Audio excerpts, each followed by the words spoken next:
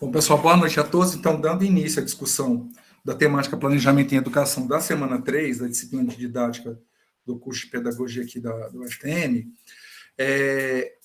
o planejamento, talvez, seja uma das ações mais importantes para quem é professor. É extremamente importante que a gente vá para uma sala de aula tendo uma proposta. O planejamento ele serve para a gente organizar propostas. Obviamente que na sala de aula muita coisa acontece, porque a gente está lidando com seres humanos. Então você tem um dinamismo enorme. Tem coisas que não tem nem a ver com a sala de aula, tá? Às vezes você chega lá, você planeja uma aula bonitinha, aí tem uma atividade na escola que você tem que deixar de dar aquela aula para liberar os alunos para eles, sei lá, receber alguém importante lá na escola e aí não foi avisado antes. Só que você planejou a tua aula para aquele dia daquele jeito, mas você não vai poder dar aula daquele jeito porque os alunos vão para o pátio para ouvir essa pessoa que foi convidada, né? Então, sim, a gente está sujeito a N coisas, né? Aqui, por exemplo, teve uma vez aqui esse semestre que caiu uma chuva violenta aqui em Uberaba e alguns alunos, né, eles não conseguiram chegar na faculdade. E aí eles entraram em contato comigo mandando foto dos bairros, né, que eles estavam... Choveu muito, então eles não estavam circulando ônibus e tal. Aí eles pediram para eu dar a aula online. Aí é óbvio, quando você planeja uma aula presencial, você se utiliza de determinadas metodologias, né? Quando você planeja uma aula online, você reorganiza para uma outra abordagem. E aí eu entendi essa situação e eu tive que reorganizar a abordagem para poder dar essa aula online para eles. Dei essa aula online, eu tinha planejado uma atividade avaliativa em aula, que tinha que ser presencial, aí eu preferi dar essa atividade avaliativa na outra aula, mas eu tinha planejado para aquela aula. E aí, vejam, todo o meu planejamento das semanas seguintes, ele foi meio comprometido, porque eu tive que reorganizar por causa dessa mudança. E não tem como você prever que você vai ter uma chuva forte o suficiente para ilhar alguns bairros, né? Como a gente tem muito aluno que mora em bairro bem distante, eu pensei comigo assim, beleza, eu moro no centro de Uberaba, eu tinha livre acesso para chegar na universidade depois, mas eu vou de carro, eu não pego ônibus. Então, como que eu vou querer que meu aluno que pega ônibus tenha a mesma condição que eu? Acho que seria muito desumano da minha parte, né? Aí eu reorganizei, tive que reorganizar, eu não consigo dar aula sem planejar, gente, nenhuma. Todas as minhas aulas são planejadas. Por exemplo, a aula de hoje, eu organizei tudo para dar para vocês, revi os slides, revi se tem alguma coisa que podia melhorar. Aí eu volto para o Moodle, vejo se tem alguma coisa que poderia ser ajustada. Não tem uma vez que eu não faça isso. E eu posso dar essa aula 1000 vezes. Eu vou fazer isso as 1000 vezes. Eu não consigo ir para a aula sem planejar. E aí, por exemplo, nesse dia da aula online, me deu um desespero, porque eu não consigo dar aula sem planejar. E aí eu tinha lá, sei lá, 1 hora para replanejar a aula, considerando que ela seria online. Mas deu certo, tá, gente? Quando você trabalha muitos anos como professor, você tem um pouquinho mais de jogo de cintura. Mas eu sou muito metódico em relação a essa questão. Eu entendo que durante a aula tem caminhos que podem ir para um lado ou para o outro, mas eu não consigo ir para a minha aula sem planejar. E é até um conselho que eu dou para vocês, tá, gente? Planejem as aulas. Mesmo que você dê a aula, aquela matéria por muitos anos, sempre planeje. Porque aí você... porque mesmo que você dê a aula várias vezes seguidas, cada vez que você dá essa aula, a turma é diferente. E mesmo que você dê a aula para a mesma turma, em dias diferentes, as turmas podem estar diferentes.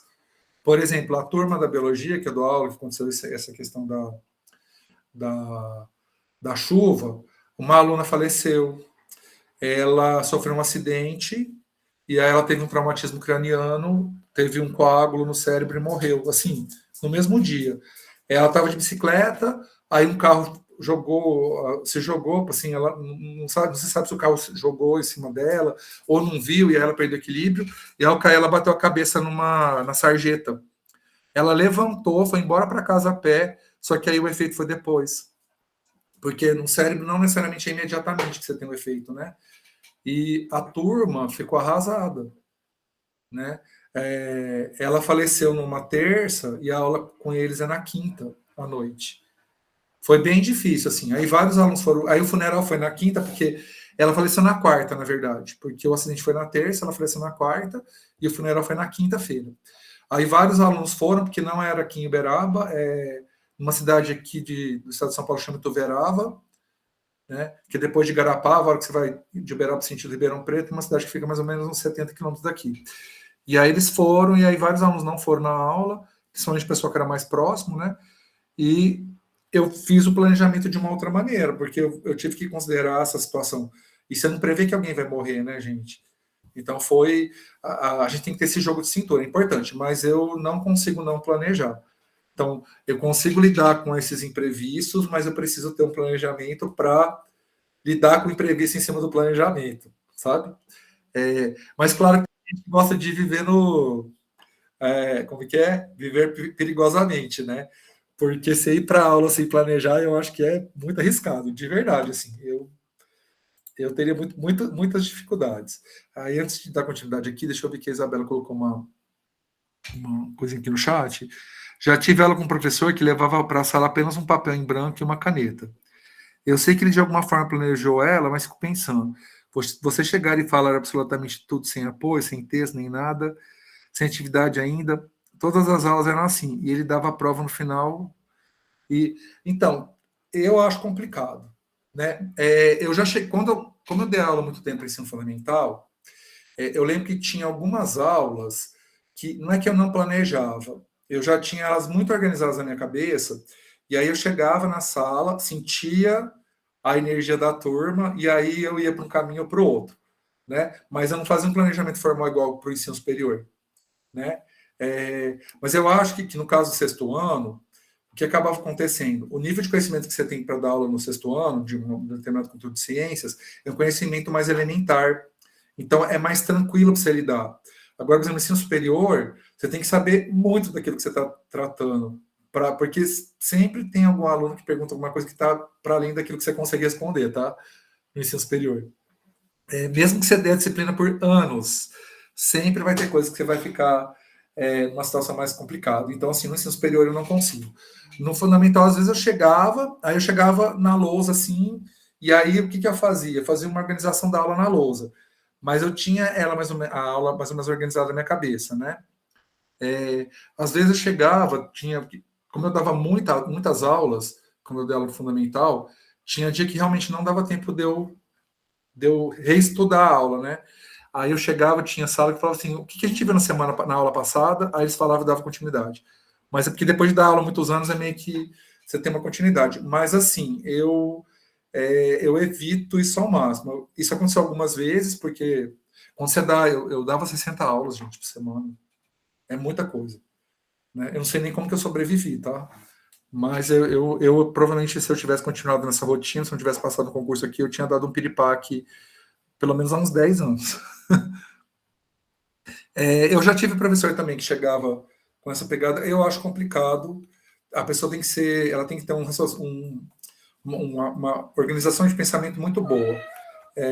E para mim é difícil porque eu tendo a dispersar bastante, né? Principalmente quando estou dando aula. Tem hora que tem umas coisas na minha cabeça aí, igual agora que eu fiz, né?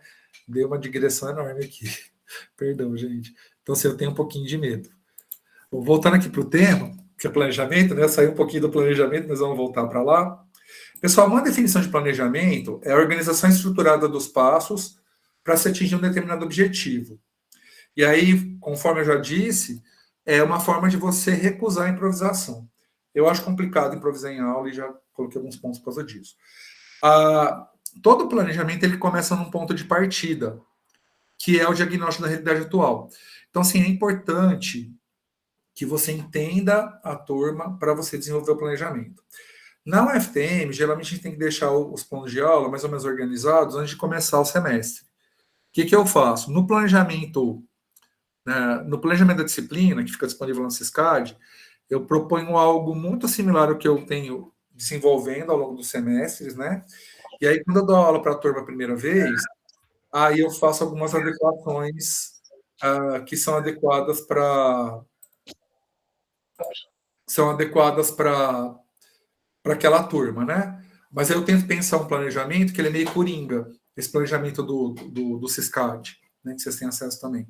E aí eu faço alguns ajustes ao longo do semestre, conforme a turma, né? Quando é uma turma que eu já dei aula algumas vezes, por exemplo, a de vocês, né? Quando eu fui planejar a disciplina de didática, eu já tinha uma ideia de como era a dinâmica com vocês, e aí eu consegui organizar a disciplina de uma forma um pouquinho mais adequada para a turma de vocês, né?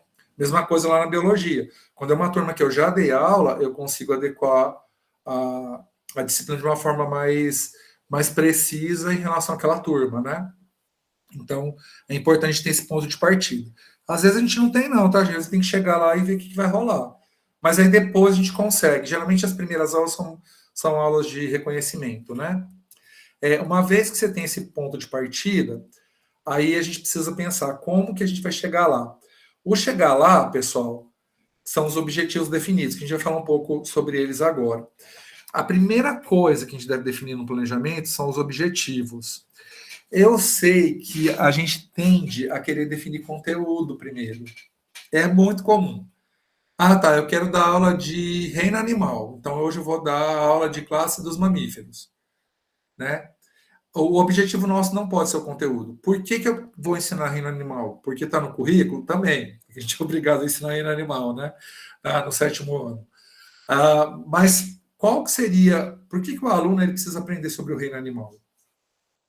Quais são as aprendizagens que eu quero gerar discutindo aquele conteúdo reino animal, né? Então, esse o ponto de chegada não tem a ver com o conteúdo que você vai utilizar, mas por que você vai utilizar aquele conteúdo? O que você quer que o teu aluno efetivamente aprenda ao ensinar reino animal? E aí, a partir disso, a gente volta de novo aqui no planejamento. Então, como eu chego, por exemplo, vou colocar um objetivo aqui de por que é importante que os alunos aprendam o reino animal. O reino animal é o reino mais diverso da Terra, porque dentro do reino animal tem o grupo dos insetos. Então, se a gente quer que o nosso aluno tenha a ideia de biodiversidade, o reino animal é um bom conteúdo para ensinar biodiversidade, porque é dentro da biologia é o grupo que tem a maior biodiversidade da Terra, né? Principalmente com a dos insetos. Então, como eu vou conseguir fazer com que o meu aluno, ao estudar reino animal, ele entenda que há diversidade na Terra? Então, aí a partir dessa pergunta, eu venho, o que eu preciso para que o aluno aprenda? Então, eu posso usar slide, eu posso usar modelo didático, eu posso usar animal de coleção zoológica, eu posso levar os alunos no zoológico, eu posso levar os alunos a observar na pracinha da escola insetos, aves ou algum outro animal que tem ali, né?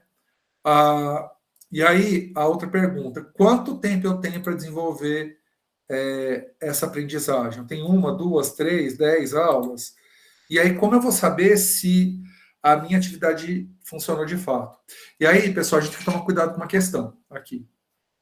Quando eu penso em avaliação no planejamento, não é a avaliação que o meu aluno vai fazer, mas é de que maneira eu vou conseguir avaliar se o meu planejamento funcionou ou não. Então, por exemplo, eu quero convencer os alunos que a biodiversidade existe na Terra. Aí eu vou utilizar o conteúdo reino animal. E aí eu vou utilizar como recurso e metodologia uma atividade numa praça em frente à escola. E aí como que eu sei se o aluno conseguiu entender que o reino animal é um reino de diversidade?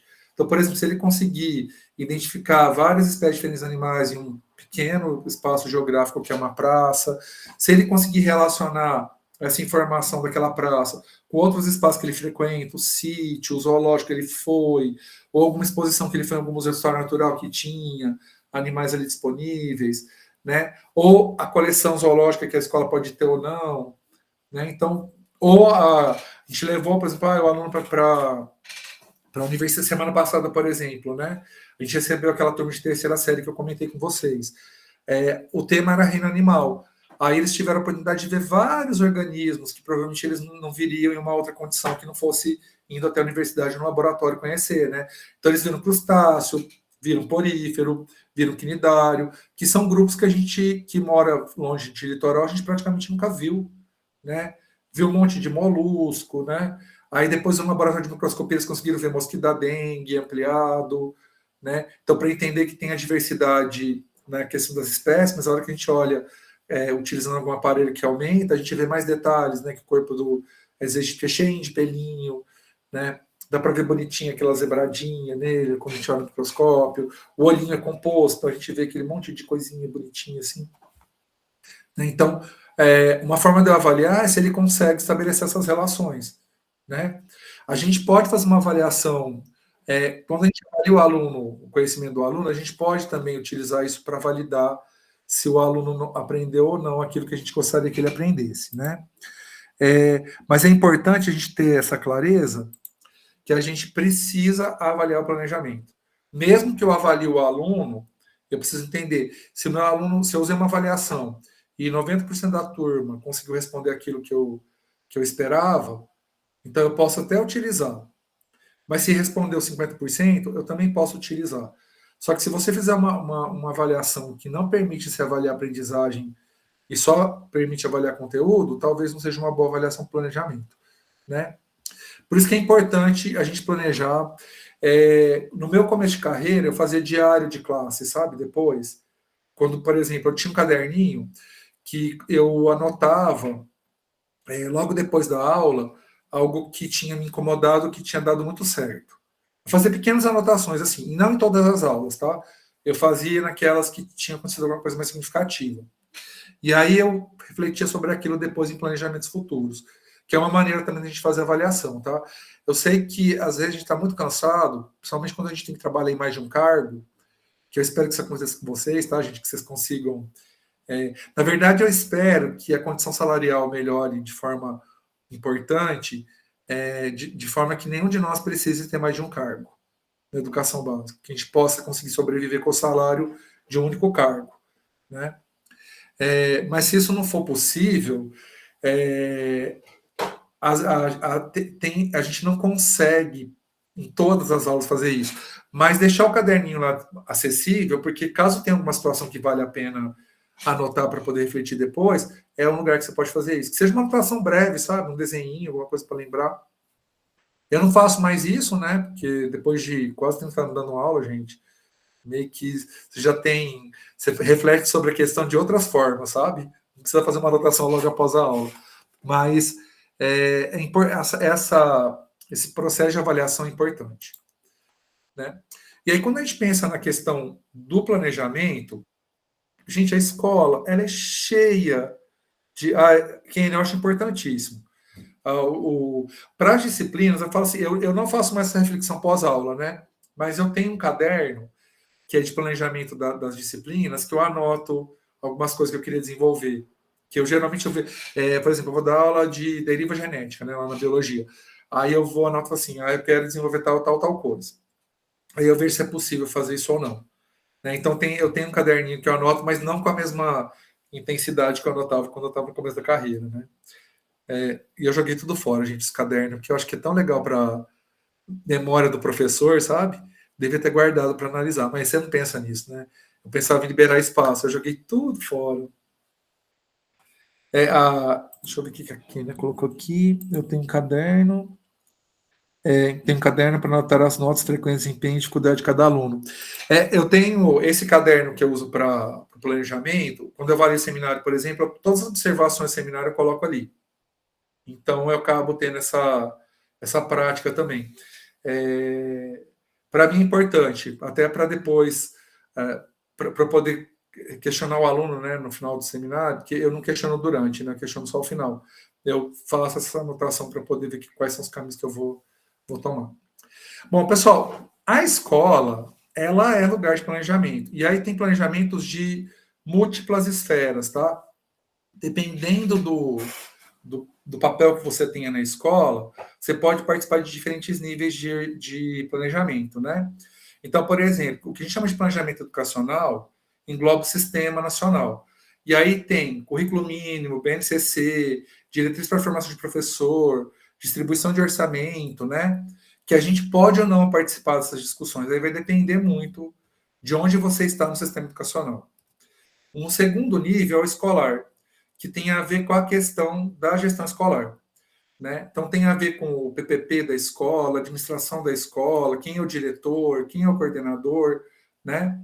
E aí, a gente, enquanto professor, o planejamento que a gente faz com mais recorrência é o plano de aula, ou o plano de ensino, né? Em alguns casos, chamam plano de ensino, que seria a concretização final do sistema. Então, a gente tem lá a BNCC, aí a gente tem a questão do PPP da escola. Então, a BNCC propõe lá o que é o currículo, aí vem o PPP da escola, que traz, assim, algumas questões voltadas para a metodologia, principalmente, né, qual que é a filosofia da escola, né, o que você espera, e aí você vai para a sala de aula, que aí tem a ver com a questão da forma que o professor entende ensino, aprendizagem, que a gente viu na primeira semana, né? A forma que ele se relaciona com os alunos, que a gente viu na semana passada, né? Então, vejam que para chegar no plano de aula, são tantos determinantes anteriores que a gente meio que fica. A gente tem uma liberdade no planejamento até a página 2, tá, gente? Então, isso é uma coisa para vocês não criarem ilusão. O planejamento, a gente planeja o que a gente quer até a página 2, porque a gente depende do qual é o currículo que você tem, por exemplo, na biologia. O curso de biologia, ele tem uma diretriz curricular nacional.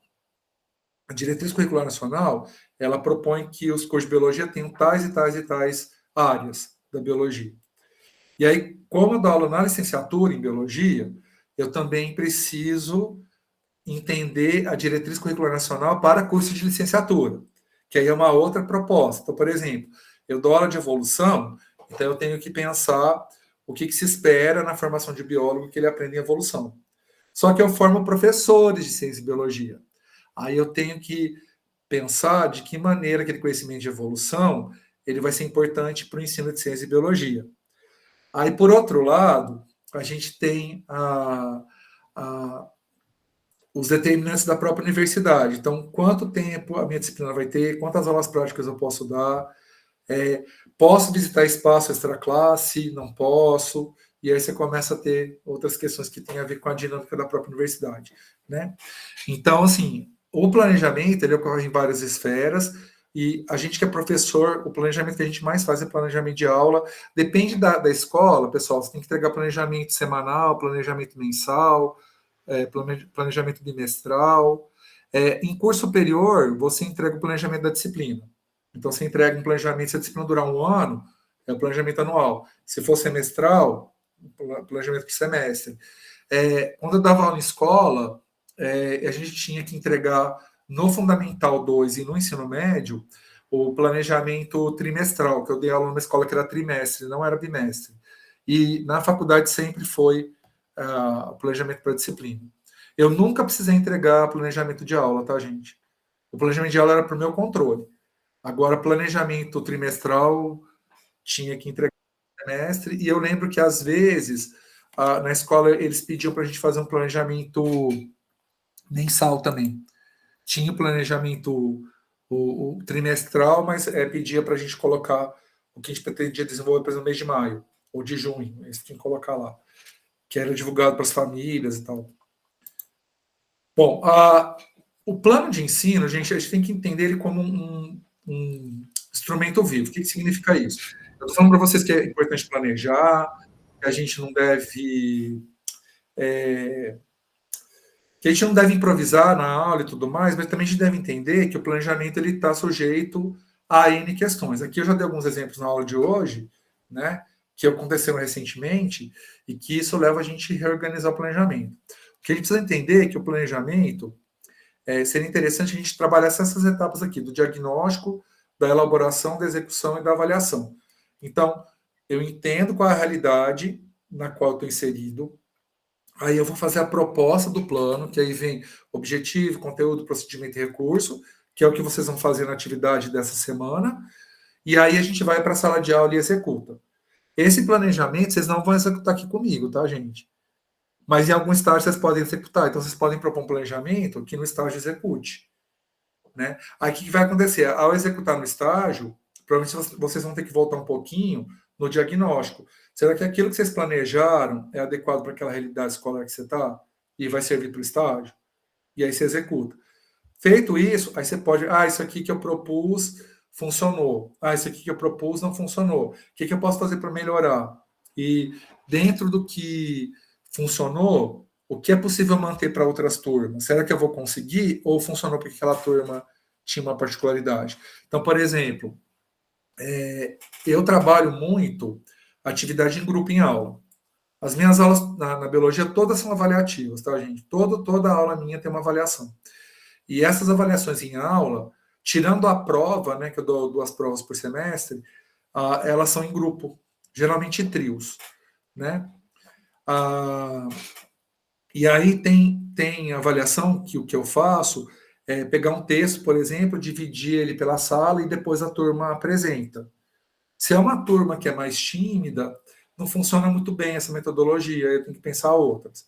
Se é uma turma que já é mais falante, que o pessoal é mais não tem tanto problema em se comunicar, aí funciona bem. Outra coisa que acontece, pessoal, tem turmas que o pessoal se odeia. Então você pode ter até alunos que falam, entendeu? Que gostam de participar. Só que você não pode fazer atividade desse tipo, porque vai ter alguma situação desconfortável. Já aconteceu isso comigo um monte de vezes. Que dependendo do grupo que apresenta, o pessoal começa a conversar em cima, sai da sala, faz algum comentário maldoso. Então você tem que fazer.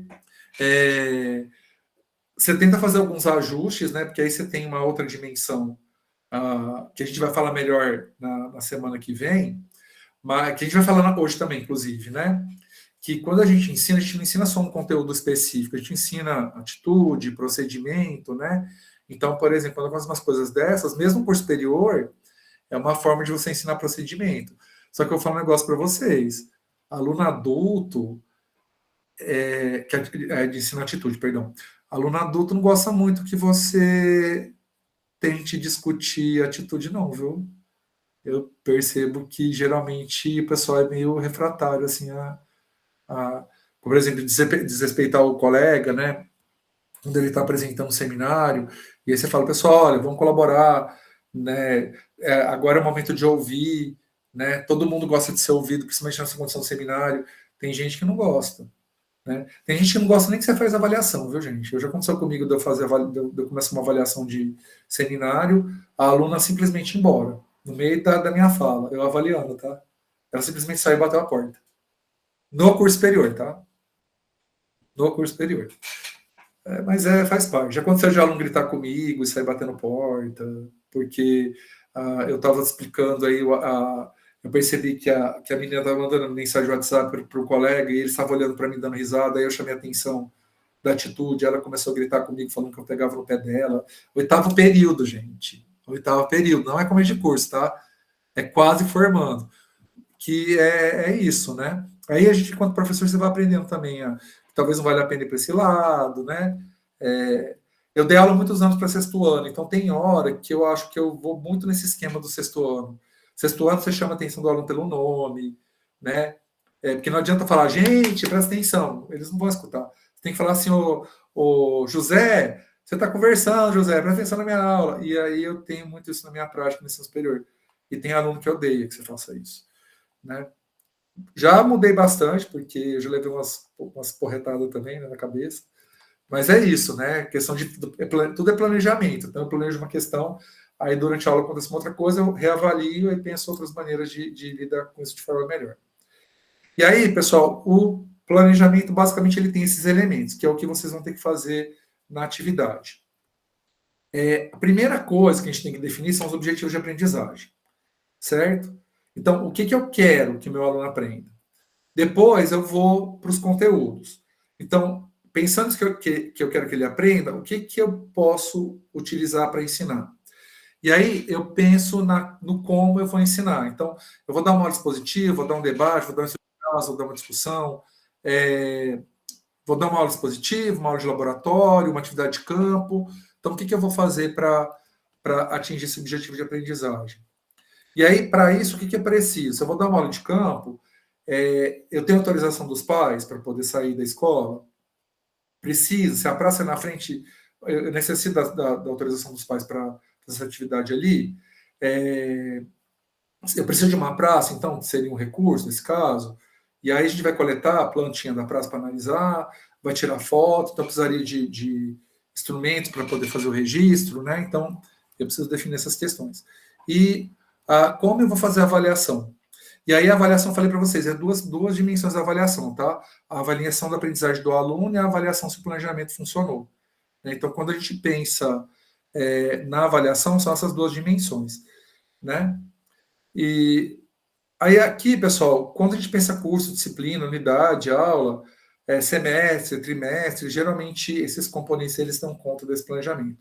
Agora eu vou falar detalhadamente de cada um deles, tá? Aqui a ideia era mais vocês terem uma ideia do cenário, e eu vou falar de cada um, e aí no planejamento vocês vão preencher, né, objetivo de aprendizagem, conteúdo, procedimento, recurso, tá? E aí a avaliação seria um item à parte, tá? Para colocar. Bom, primeiro, objetivo de aprendizagem. O que eu quero que o meu aluno aprenda? A gente na escola, a gente viu na semana passada que o professor ele tem uma tendência a querer que o aluno aprenda o conteúdo que ele ensina, né? Então, por exemplo, se eu ensino história, eu quero que o meu aluno aprenda história. Se eu ensino biologia, eu quero que o meu aluno aprenda biologia. Se eu ensino ciências, eu quero que o meu aluno aprenda ciências, né? Só que quando a gente está ensinando, a gente não ensina só um conteúdo, a gente ensina muitas coisas.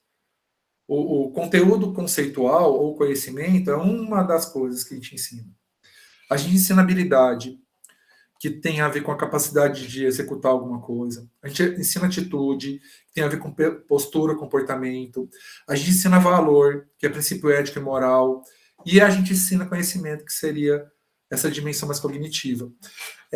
O que acaba acontecendo é que a gente ensina de forma planejada conhecimento e de forma incidental valor, atitude e habilidade.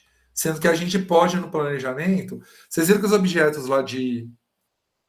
objetos de conhecimento que eu propus na atividade, eles permitem você, ao propor a ação, principalmente porque é primeiro ano do ensino fundamental, você já pensar como desenvolver valor, como desenvolver atitude, como desenvolver habilidade. E não só um conteúdo que tem a ver com essa dimensão do conceito, né? Aí, pessoal, aqui eu não vou explorar, não, mas só para vocês terem uma ideia, e aí na atividade vocês podem utilizar. Essa aqui é uma matriz de verbo que a gente pode usar para objetivo, né? Então, por exemplo, se o meu objetivo tem a ver com conhecimento, tem alguns verbos que eu posso utilizar. Se tem a ver com compreensão, tem outros. E assim por diante, tá? Essa matriz aqui de verbos, aqui a gente chama de taxonomia de Bloom, que eu não sei se vocês já viram alguma disciplina, eu acho que é na metodologia científica, eu cheguei a comentar, mas a gente usa essa matriz de verbo mais para guiar a gente. Depois de um certo tempo, a gente define o verbo, é que a gente fica meio perdido, né? E guardem isso aí para o TCC, viu, gente? Porque dá para propor os objetivos usando esses verbos aí, tá? É uma matrizinha de verbo, tem na apresentação de vocês, mas é muito fácil encontrar também essa matriz aqui. Então, vejam. Primeira dimensão, objetivo de aprendizagem. Então, eu defino o que eu quero que meu aluno aprenda. Aí vocês podem retomar aqui a tabelinha e pensar dentro do que vocês querem que ele aprenda, qual verbo seria mais adequado e propor o objetivo a partir desse verbo. E aí vem o conteúdo. Beleza. Eu defino o que eu quero que meu aluno aprenda. Aí eu defino qual o conteúdo que eu vou utilizar para que meu aluno aprenda. Então vejam, os conteúdos, eles são conhecimentos sistematizados, que visam atender ao objetivo. Não é o contrário, tá? O conteúdo ele não é objetivo. O conteúdo é um conhecimento sistematizado que permite você atingir um objetivo de aprendizagem.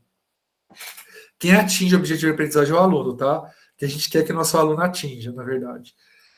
E aí, quando a gente define os conteúdos, a gente pode pensar em saberes, que tem a ver com conceito, né? Que aí é teoria, fato, dado estruturado. Pode ser fazeres, né? Ou procedimentos, que é o desenvolvimento de uma habilidade aplicável e motora, né? Por exemplo, quando a gente pede um trabalho em grupo, pessoal, você tem algumas habilidades relacionadas ao trabalho em grupo, que tem a ver com o fazer, mas também tem a ver com o ser. Então, por exemplo, vamos organizar, a Thelma e a Tamires, um grupo. Então, a gente tem que definir o que cada um vai fazer nesse grupo. De que maneira a gente consegue propor o trabalho em grupo de forma que o resultado seja do grupo, e não da Thelma, da Tamires ou meu. Né? Então, você tem um conjunto de ações ali que você planeja. Por outro lado, eu preciso respeitar o que a Thelma e a Tamires têm para dizer, e elas precisam respeitar aquilo que eu tenho para dizer, e vice-versa.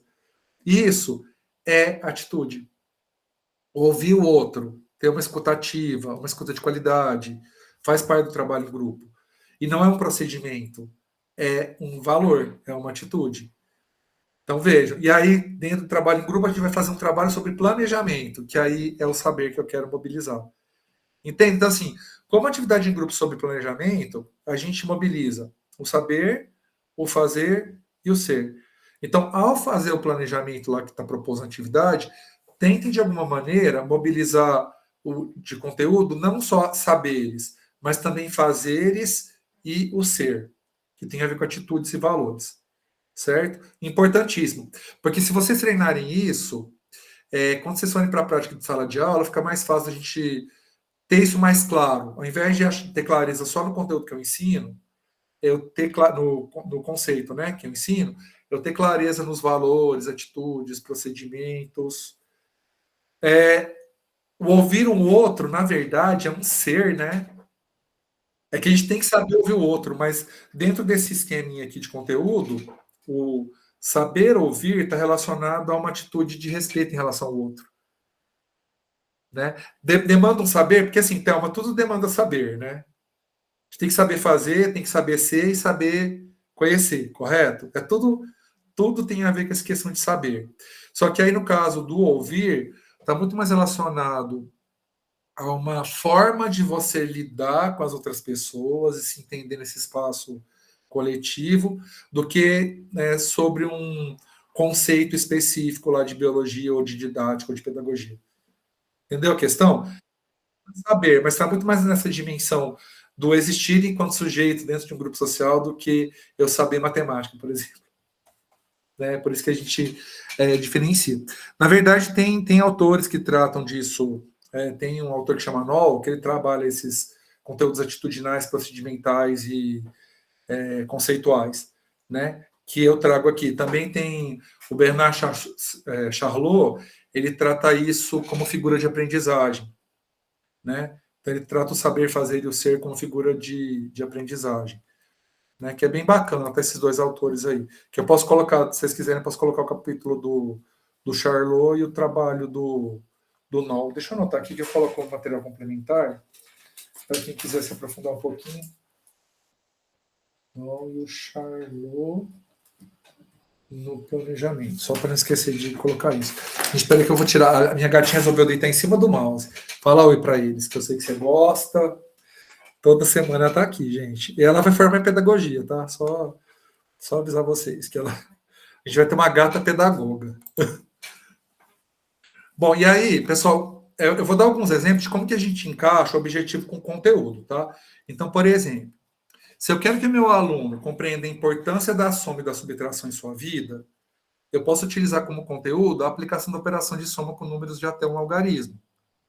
Se eu tenho como objetivo estimular o aluno a construir um conhecimento, um conceito de operação matemática básica, eu posso utilizar como conteúdo o conceito de operações básicas, certo? Então, vejam, eu primeiro defino o objetivo e aí eu vejo de que maneira o conteúdo ele permite eu atingir esse objetivo. E o conteúdo não é um fim em si mesmo, ele não é um objetivo, ele é uma ferramenta que permite a gente atingir um objetivo. A gente precisa ter clareza disso para evitar colocar o conteúdo como mais importante. Eu ensino biologia e biologia é o que é mais importante que tem na escola. Não, gente. A biologia não é o que é mais importante. Nem a matemática, nem o português.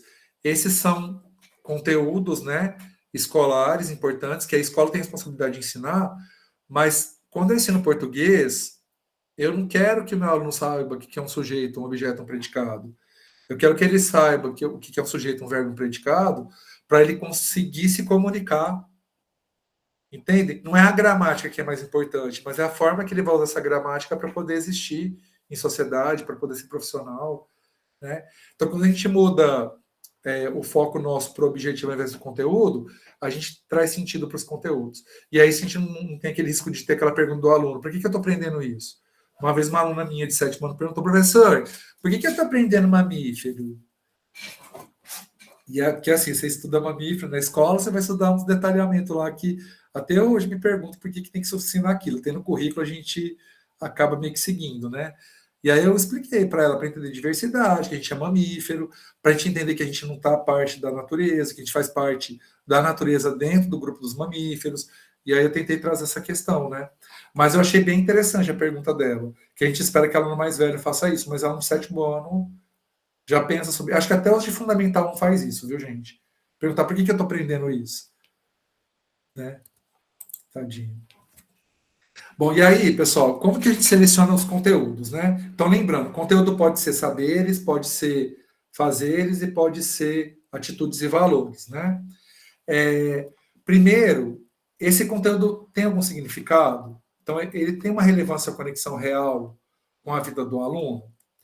Então, se eu vou estudar mamífero, tem conexão? Ah, muitos têm cachorro e gato, então talvez eu possa partir daí.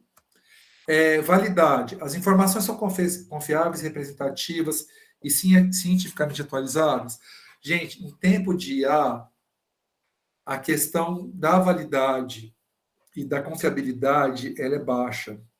Porque a IA ela gera muito conhecimento, mas muitas vezes ela não tem um filtro.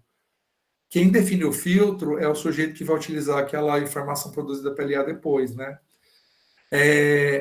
A questão da atualização de conteúdo não é difícil a gente ter, mas ainda assim a gente acaba tendo situações que questões que já foram resolvidas há 500 mil anos, elas ainda são uma questão, né? Então, por exemplo, gente, a Terra não é plana, pelo amor de Deus.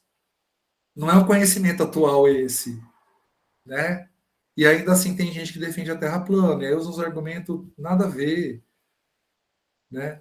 Então, assim, eu estou trazendo esse exemplo, que é um exemplo esdrúxulo, mas a despeito de a gente ter uma facilidade de se atualizar em relação aos conhecimentos, a gente tem muito local que a informação ela é truncada, enviesada, e ela atende determinados recortes, tá, gente? E aí isso pode. E às vezes não tem nenhuma intencionalidade sociopolítica, nada, tá, gente? Às vezes é porque tem realmente uma. Sabe que há uma confusão entre conhecimento e opinião, né? E aí, na verdade, é mais opinião do que um conhecimento que foi validado, que isso é uma questão que acaba complicando um pouco. A questão da utilidade, né? Que foi aquilo que eu falei para vocês, que a menina falou para mim: por que eu vou aprender mamífero?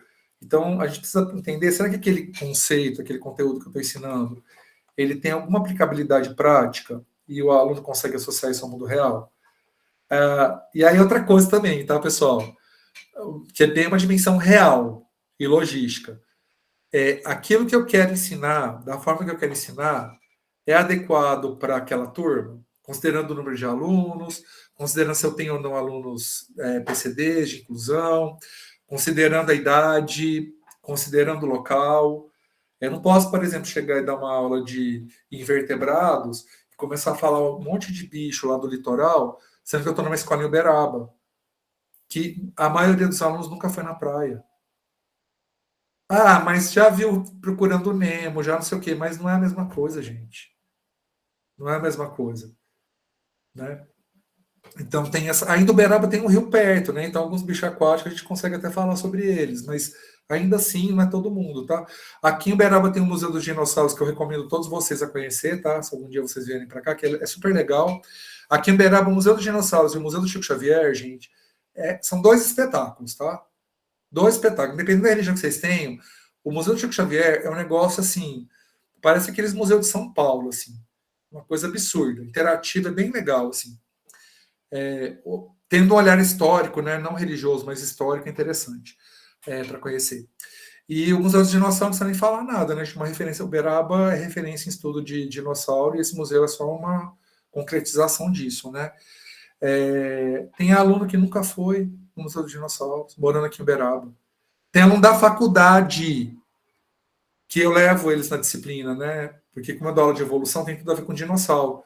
Tem aluno que nunca foi no Museu dos Dinossauros. Né? Eu estou orientando o TCC da pedagogia, que as alunos estão propondo uma adequação do museu para aluno autista, do Museu dos Dinossauros. Uma delas nunca tinha ido no museu. E ela ia fazer um TCC sobre isso. Não é muito louco? É muito doido, tá, gente? Então, assim, mesmo tendo próximo, às vezes você não consegue, né? Porque, apesar de ser aqui em Uberaba, não é que fica na cidade. O acesso, ele é fácil e não é ao mesmo tempo, tá? Porque você tem que pegar um transporte que vai pela rodovia, não é toda hora que tem. Então, se você vai, você tem que se planejar, porque você vai provavelmente ficar bastante tempo lá em Peirópolis, né? Que é um bairro rural que tem aqui, que fica mais ou menos 20 quilômetros do centro de Uberaba. Então, isso aí tudo acaba complicando, né? Mas tem a ver com essa dimensão da viabilidade. E a flexibilidade, né, gente? Porque assim, a gente planeja, eu falei, tem que ser intencional e tudo mais, mas, gente do céu, é tanta coisa que acontece na sala de aula, se a gente não tiver flexibilidade no planejamento, a gente sai muito frustrado. Eu dei alguns exemplos aqui para vocês de ensino superior. Quando eu dei aula na educação básica, gente, não era uma situação pontual igual essa que eu trouxe aqui. Era diariamente alguma questão que você tinha que fazer ajuste de planejamento. Porque é um aluno que se machucou, tem uma situação que eles brigam, aí teve um aluno que se masturbou, ou teve lá, sei lá, uma aluna que menstruou na aula, ou teve na aula anterior o aluno falou alguma coisa para o professor e a classe ficou toda agitada, quer te contar o que aconteceu. Então tem tanta coisa que pode acontecer que a gente tem que ter essa perspectiva da flexibilidade, importantíssimo, tá? Aí antes de eu passar para o próximo slide, eu vi que vocês mandaram bastante coisa aqui no chat, deixa eu ver aqui. Tá o caderno. Ao Guilherme, quem dá aula no sexto ano aprende a dar aula. Geralmente cria casca para dar aula em qualquer ano escolar. Concordo, Guilherme. E eu sinto muita falta de dar aula para sexto ano, viu? Foram 10 anos que eu gostei bastante. Eu não sei se eu tenho mais energia para dar aula um ano inteiro para sexto ano, tá? Mesmo porque a gente não dá aula para um único sexto ano, né? Geralmente a gente pega. Eu tinha 4, 5 salas de sexto ano no mesmo ano, então era complicado. Um dia eu fui fazer uma substituição para o sétimo ano, o aluno queria sair, eu pedi para ele guardar um minuto, ele olhou para mim e disse, professora, não embaça não, e saiu. Meu Deus, que ele não tem o que fazer, né? Ele vai ficar bravo. Professor, então, virou outra, tá beleza? Eu fui no museu e adorei, a Suelen disse, achei muito legal. E está tendo uma reforma, que aí tá liberado só um dos museus, né? Aí o outro, que é o mais completinho, ele está passando por uma reforma que deve ser concluída em breve, né? E aquela fazenda que tinha vários animais da África, que tinha aí em Uberaba, uma vez eu assisti na TV. Amanda, eu acho que esse lugar, eu não sei se é aberto à visitação ainda. Eu já ouvi falar dessa fazenda. Eu sei que tinha alguma pessoa aqui de Uberaba que tinha uma coleção de animais taxidermizados e em via úmida, né? Alguns desses animais estão no laboratório lá da biologia aqui da UFTN, que a pessoa acabou doando, né? Os restaurantes são maravilhosos, que ainda também gosto demais. Nossa, comida de fogão de lenha, delícia. Fazenda do dono das botinas Zebu. Funciona ainda, Valdirene, essa fazenda? Ah, tá, Luiz Botina. Funciona, Ken, nessa fazenda? Eu fiquei curioso para conhecer, viu? Que eu já ouvi falar, mas eu não. Ah, tá. Bom, os animais devem ter ido para zoológico, né? Que eu acho que. Não sei. O zoológico de Uberaba é fechado, né? Faz muitos anos. Eu levava os alunos para ter aula lá também. Eu dava aula no zoológico, mas. Ah, tá, que cuida, mas não pode visitar, né? Porque está em processo judicial. Nossa, fiquei bem curioso agora. Se vocês tiverem o canal, vocês me contam depois, viu, gente? Que eu quero. Fiquei curioso para conhecer. Tá certo. Faz muito tempo que ele faleceu ou não?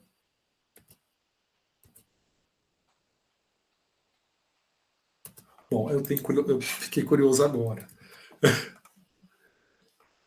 Eram animais exóticos da África, não me lembro ao certo. Eu vou dar uma assuntada lá na Universidade de Uberaba para saber, fiquei curioso. Pode falar, Sueli. Acho que você abriu sem querer, né? Bom, pessoal, então a gente já falou de dois componentes do planejamento, né? O objetivo e o conteúdo. Faltam três, mas um deles a gente vai ter uma aula só para ele, que é a avaliação. O próximo, então, são procedimentos de ensino.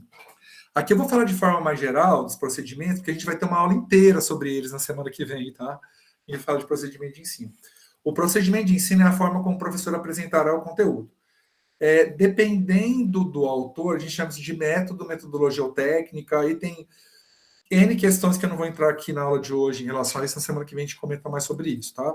Mas, basicamente, quais são os fatores que influenciam a seleção de procedimento? Qual que é a maturidade de interesse da turma? O que o PPP me permite ou não? O que a escola tem que eu posso utilizar e quais recursos? Então, por exemplo, eu quero fazer uma prestação de slide. Aí a escola não tem projetor. Então, como que você vai fazer uma prestação de slide se você não vai conseguir projetar para a turma? Você vai imprimir, mas você não consegue imprimir porque a escola não tem recurso para impressão. Então, não funcionaria, né? A relação pessoal do professor com o método.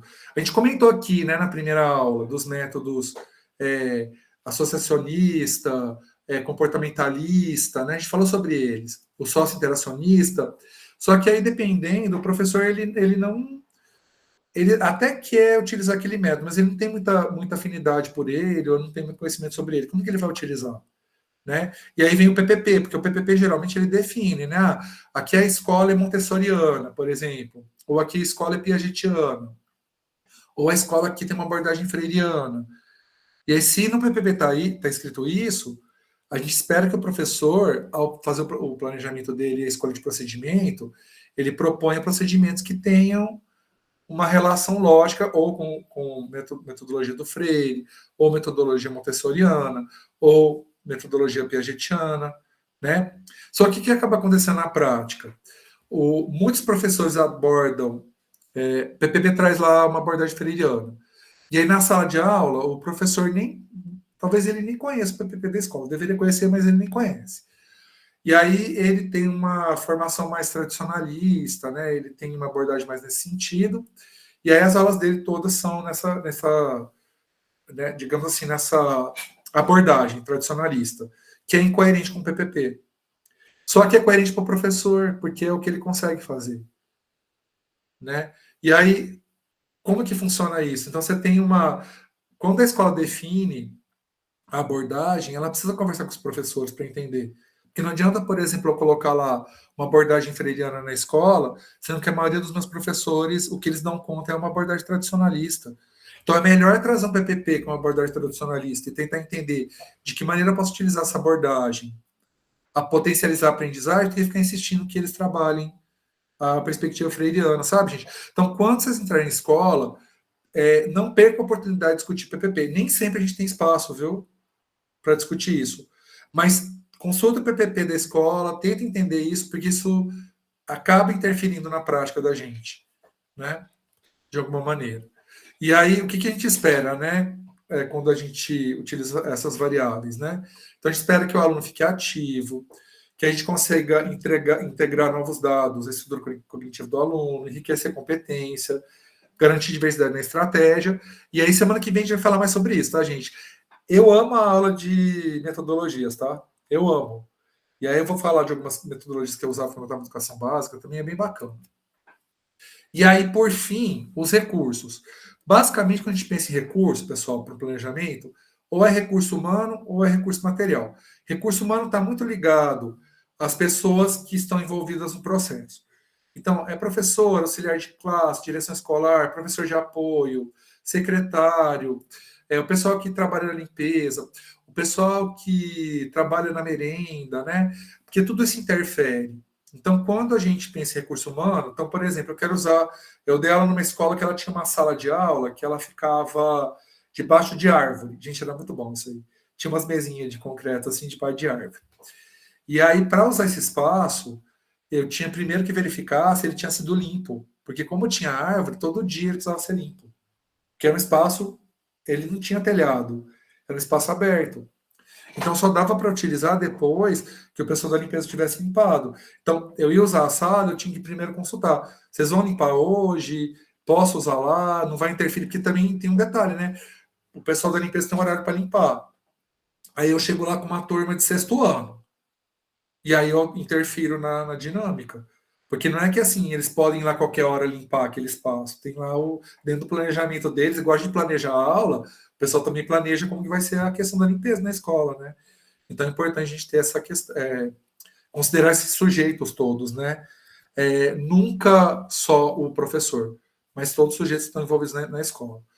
Aí vocês podem perguntar, e o aluno? Pessoal, aqui no planejamento, a gente considera o aluno quando a gente define o objetivo de aprendizagem, a gente considera o aluno quando a gente define a metodologia, o conteúdo, só que o recurso não tem a ver com o aluno, porque não é o aluno que é utilizado para. A gente utiliza essas pessoas para o aluno aprender, entenderam? Não é que a gente usa o aluno aqui nessa dinâmica, por isso que o aluno não entra como recurso humano.